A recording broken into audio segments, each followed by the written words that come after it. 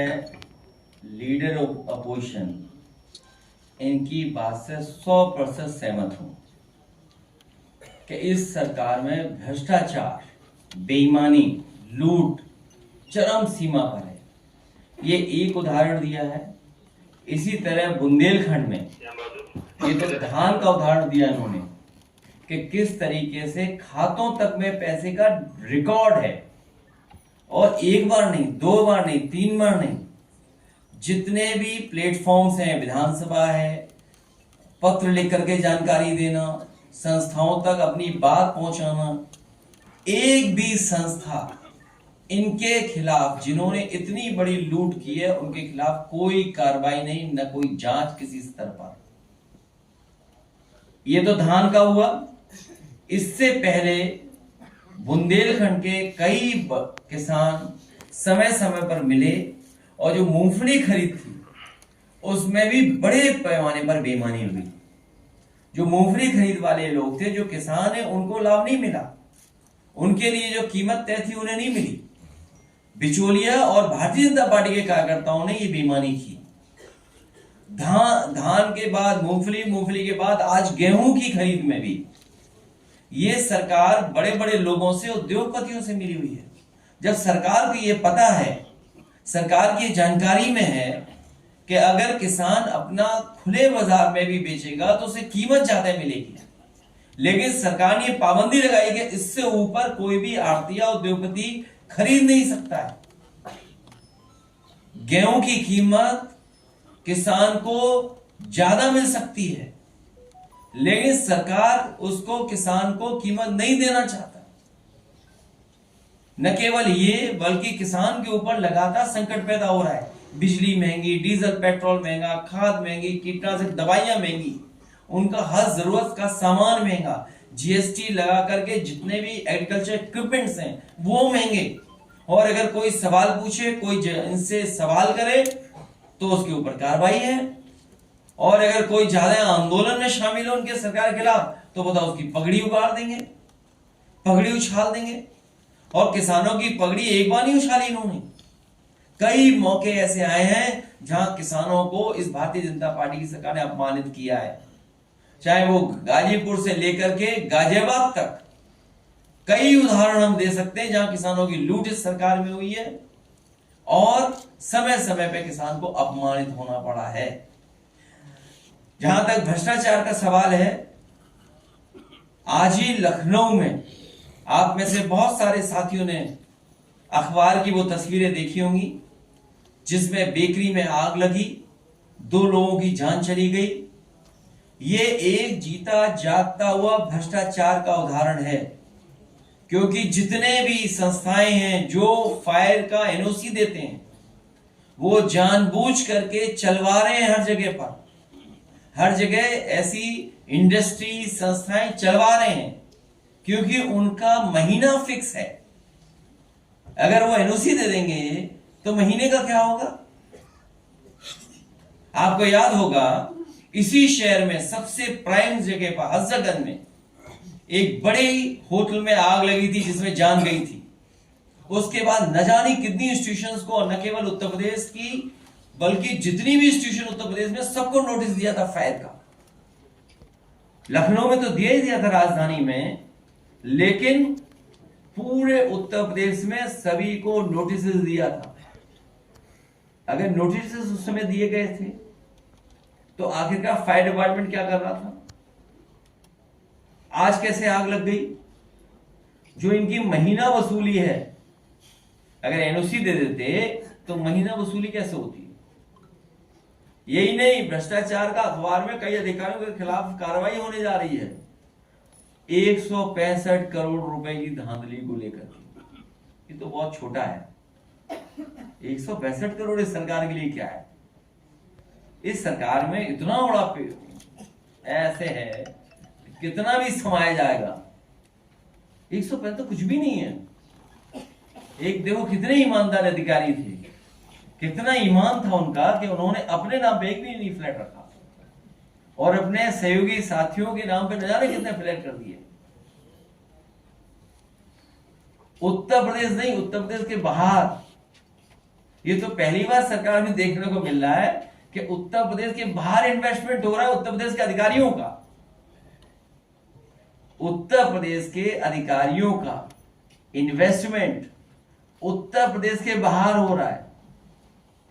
कुछ उत्तर प्रदेश के अधिकारी कर रहे हैं इन्वेस्टमेंट, कुछ उत्तर प्रदेश के बाहर से आए हुए अधिकारी जो बहुत ही मलाईदार पोस्ट पे हैं, वो इन्वेस्टमेंट दूसरे स्टेट में कर रहे हैं, जिसमें एक बार तो जाने कितना पैसा पकड़ा गया था। और कमीशन का झगड़ा तो हमने आपने सबने देखा। वो कमीशन का झगड़ा नहीं था, वो बंटवारे का झगड़ा था।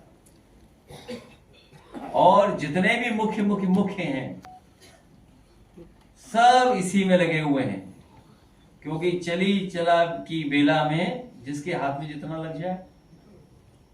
और सोचिए हमारी भगवान कितनी मदद करता है।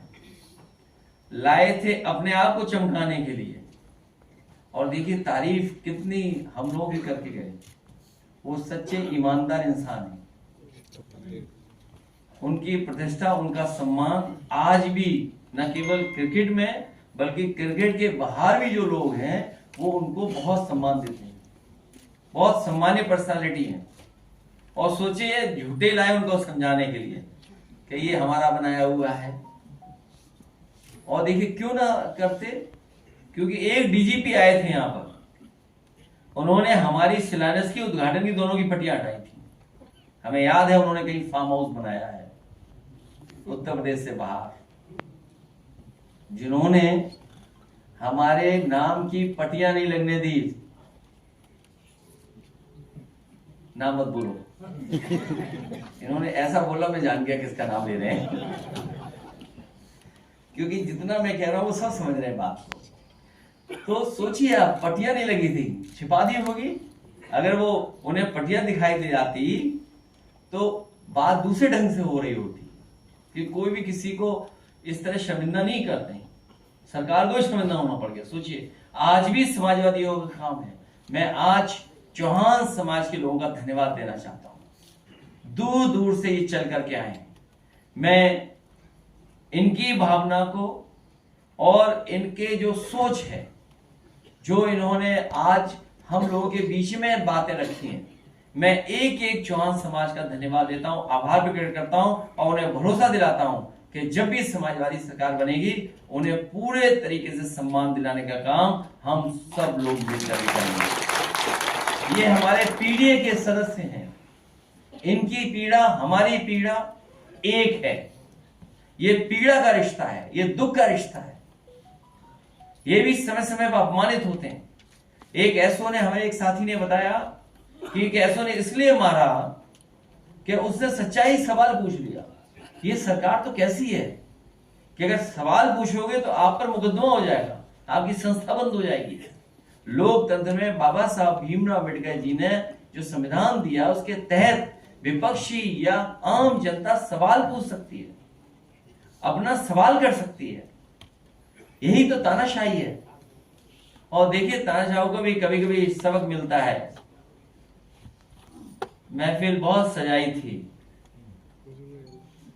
लेकिन गन्ना चूसने वाले लूट ले गए, अकेले रह गए। बहुत सजाई थी महफिल, कोई और महफिल को लूट ले गया। ये तो तस्वीरें मैंने सोशल मीडिया पे देखी, इसलिए बात कह रहा हूं मैं। मुझे सोशल मीडिया का धन्यवाद देता हूं कि उसके माध्यम से कुछ तो सच्चाई, कुछ तो तस्वीरें हमें देखने को मिलती। उसी के माध्यम से जो एक शेर कई सदनों में कई बार एकदम फिट होता है बीजेपी का। मैं आए हुए मिश्रा जी का धन्यवाद दूंगा। उन्होंने बहुत मुकाबला किया। अचानक आज हमें यहाँ मिल गए चौहान समाज के कार्यक्रम में। मिश्रा जी को भी बहुत परेशानी का सामना करना पड़ा। हमला हुआ इन पे, वार हुआ इन पे और इन्हें जेल जाना पड़ गया। कमाल की सरकार है। हमला इन्हीं पर हुआ। हालांकि वो हाथा की वजह से ये सब है और मुझे लगता है आपकी वजह से। आप विपक्ष में खड़े हो ना सामने, इसीलिए मिश्रा जी पे भी अन्याय हो रहा है। तो ये सरकार के खिलाफ हमारे चौहान समाज भी एकजुट हो गया है। मैं पीडीएस समाज के सभी लोगों का बहुत बहुत धन्यवाद देता हूं। और जहां इन्होंने जाति गणना को लेकर के भी बात रखी कि आबादी के हिसाब से हक और सम्मान मिले, जाति गणना का फैसला 90% पीडीए परिवार की 100% जीत। मैं इन सभी लोगों का बहुत बहुत धन्यवाद और आभार प्रकट करता हूँ। ये पीडीए का जो आप आधार बनाते जा रहे हैं और काफी आधार बढ़ गया है, इससे बीजेपी को अप्लाई करता है।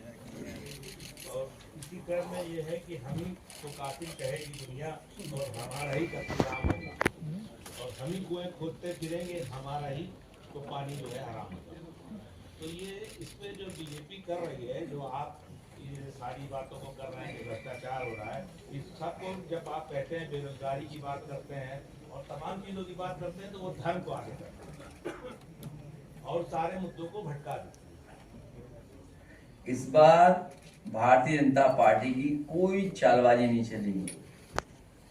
जो ये धांधली करते हैं चुनाव में, चुनावी धांधली करते हैं, इस बार 403 विधानसभाओं में भारतीय जनता पार्टी की कोई भी 420 ही नहीं चलने देंगे।